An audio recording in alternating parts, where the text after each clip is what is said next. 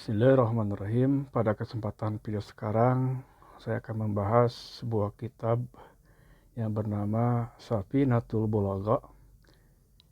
Kitab ini membahas tentang ilmu balaghah. Alhamdulillah, saya ucapkan jazakumullah katsira. Banyak-banyak terima kasih. Semoga Allah membalas segala kebaikan beliau. Dari beliaulah saya mempelajari ilmu ini. Beliau adalah Al-Ustadz Kiai Haji Ahmad Hidayat. Alhamdulillah sampai sekarang beliau juga masih aktif mengajar tentang ilmu balaghah ini, juga ilmu mantik. Semoga beliau dilimpahkan karunia kesehatan dan kesabaran dan keteguhan di dalam mengajarkan ilmu ini kepada para santrinya. Baik, kita lanjutkan. Nah, ini adalah tampilan dari kitab yang saya pernah pelajari dari beliau, yaitu tentang Shafinatul Balagha. Di sini pengarangnya adalah Latiful Minal Asatid, artinya tidak dijelaskan siapa pengarangnya. Nah, baik, kita lanjut saja. Ini hanya tampilan saja. Ini tampilan bagian pertamanya. Di sini ada sebuah ungkapan syair yang ya taliban ilmal balaghah. Ini adalah salah satu bentuk seruan juga kepada para pencari ilmu atau para orang-orang yang ingin mempelajari ilmu balaghah. Ketahuilah bahwa innahu tajul ulum, bahwa ilmu balaghah adalah mahkotanya ilmu-ilmu. Dan di sini dikatakannya wahiliyati aqwal, artinya balaghah adalah merupakan pemanis daripada ucapan-ucapan orang. Yu'tika min sihril bayan, yang akan memberikan pada engkau daripada keajaiban penjelasan. Sihir ya, keajaiban bisa diartikan keajaiban, bayan penjelasan, fasohatan, kepasihan, minal badi, dan di antara badi dan seterusnya. Dan juga ada ungkapan wa iza jalasa bi majlisin mutakaliman.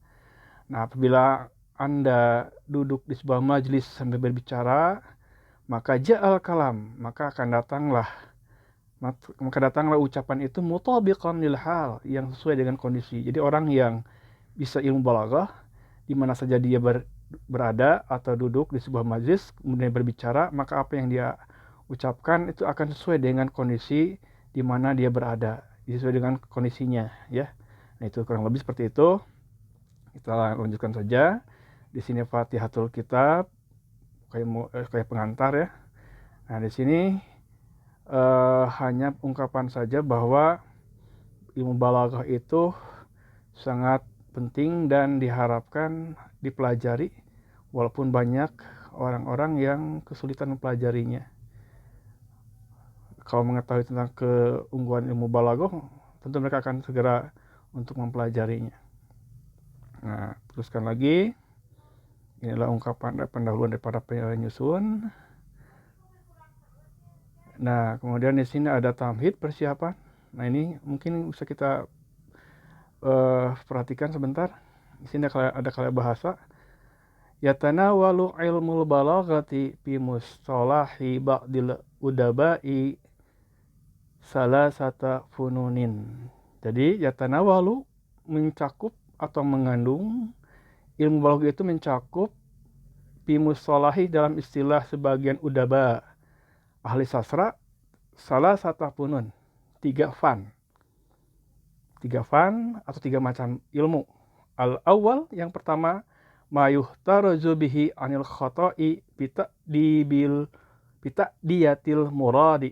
Yang pertama, ilmu yang pertama adalah yang akan terjaga bihi dengan ilmu yang dengannya anil khoto'i dari kesalahan diyatil muradi di dalam menyampaikan apa yang dimaksud. Wahwa ilmu ma'ani, itulah ilmu ma'ani.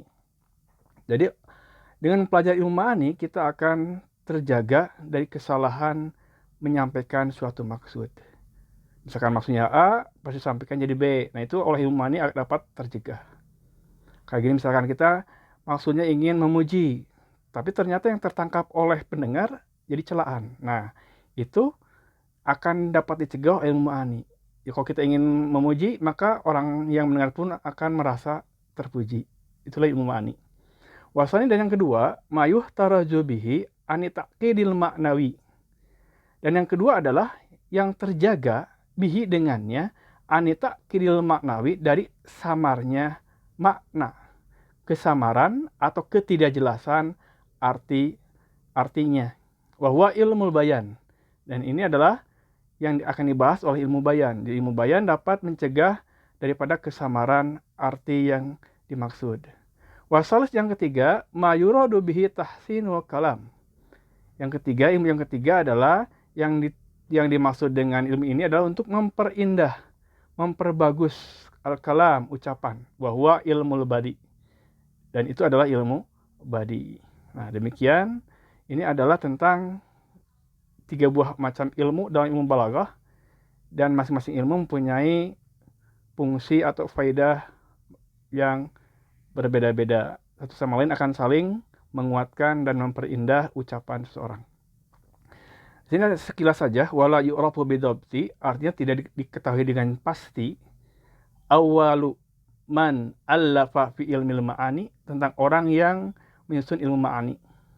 Di sini dijelaskan bahwa hanya ada tapak tilas daripada beberapa ungkapan di sebagian ilmu balaghah dan seterusnya ya. Nah, ini kita lewat saja biar kita langsung ke materi saja ya. Tapi ini itu hanya untuk diketahui saja. Juga sama tentang perkembangan ilmu ma'ani dan ilmu balaghah. Nanti kalau memang dianggap perlu mungkin nanti akan kita bahas. Tapi saya rasa untuk sementara ini kita lanjutkan saja kepada pembahasan pertama. Nah, ini muqaddimah, pendahuluan. Jadi sebelum belajar ilmu ma'ani, alangkah baiknya kita membahas ini dulu. Bil fasohati wal balaghati, tentang fasohah dan balaghah. Fasohah sudah jadi bahasa kita sebetulnya, sudah digunakan dan istilahnya pasih ya. Kemudian paslon pembahasan. Yang pertama tentang bil fasohati, tentang fasohah. Apa itu fasohah? Apa itu pasih? Nah, di sini jelaskan al fasohatu, fasohah itu hiya al ibanatu wazuhuru. Al ibanah artinya dia menjelaskan. Bisa diartikan juga kejelasan. Tapi kalau disikat wajan ini abana yubinu ibanatan, artinya menjelaskan, mencerahkan bisa. Wazuhur, dan jelas. Wa inda ahlil bayani, dan menurut ahli bayani, bayan di sini artinya balaghah, karena tadi dalam mukadimah sebelumnya dikatakan sebagian ulama balaghah mengatakan balaghah itu adalah ilmu bayan. Jadi kalau ada ungkapkan wa inda ahlil bayan, artinya sama dengan wa inda ahlil balaghah. Jadi menurut ahli balaghah, yang maksud dengan faswah adalah ibaratun, ungkapan, anil alfazil bayyinati zahiratil mutabadirati ilal fahmi. Ungkapan anil alfad, tentang lafad-lafad bayyinah yang jelas, zahirah yang tampak, mutabadirah yang mudah atau gampang, ilal fahmi dipahami. Jadi menurut ilmu balaghah, ulama balaghah, faswah itu adalah lafaz-lafaz yang jelas, menjelaskan dan tampak dan mudah dipahami. Wal maknusati, dan mudah al istimali, penggunaannya. Jadi penggunaannya tidak susah, tidak sulit, tapi mudah. Limakani husniha, karena lafaz-lafaz tersebut bagus kedudukannya atau posisinya. Watakunu, dan keadaan faswah itu waspan, menjadi sifat, lil kalimati, bagi kalimat, wal kalami, dan kalam, ucapan kalam, wal mutakalim, dan orang yang berbicara. Jadi faswah itu dijadikan sifat bagi kalimatnya, bagi ucapannya, atau bagi orang yang berbicara. Jadi nanti ada kalimat faswah, ada kalam yang pasih, dan mutakalim yang pasih. Nanti akan dibahas pada video berikutnya tentang pembahasan faswahatil mufrad, juga nanti ada tentang faswahatil murokab atau kalam, juga faswah mutakalim. Demikian, semoga bermanfaat dan kita akan berjumpa lagi pada pembahasan tentang faswahatul kalimat atau faswahatul mufrad. Semoga bermanfaat. Wassalamualaikum warahmatullahi wabarakatuh.